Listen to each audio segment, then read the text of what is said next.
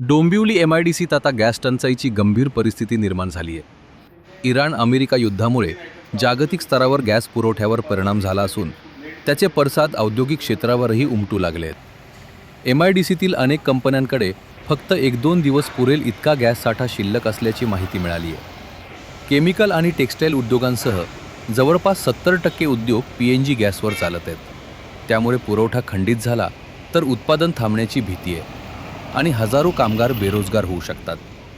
उद्योगांवरील या संकटामुळे उद्योजकांनी सरकारकडे तातडीने हस्तक्षेप करून गॅस पुरवठा सुरळीत करण्याची मागणी केली आहे। आपल्या इथे डोंबिवलीमध्ये ॲक्च्युली इंडस्ट्रीज आहेत ते 450 इंडस्ट्रीज आहेत। त्याच्यात केमिकलचे आहेत 125 आहेत, टेक्सटाईल्सचे 110 आहेत, पण त्याच्यातले फक्त 65 चालू आहेत, बाकीचे बंद झालेले।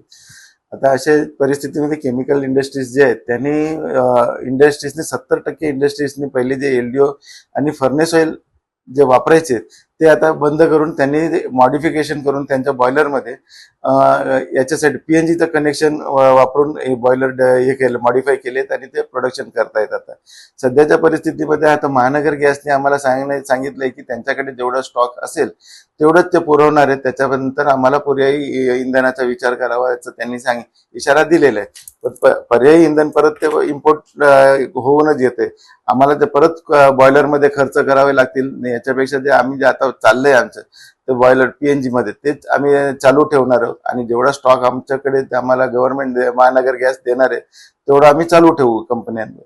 आणि आम्हाला जर आता असं बघितलं तर आम्हाला आमच्याकडे जे गव्हर्नमेंट तर्फे जे आम्हाला बातमी आलेली आहे तशी ती अशी आलेली आहे की गव्हर्नमेंट पण बाहेर पर्यायी देशाकडनं बाकी दुसऱ्या देशांकडनं ते इंधन मागवण्याचे प्रयत्न चालू आहेत आणि इंडस्ट्रीजला पुढे कुठेही स्टॉक आता कमी पडणार असं पडू देणार नाही असे त्यांचे प्रयत्न चालू आहेत।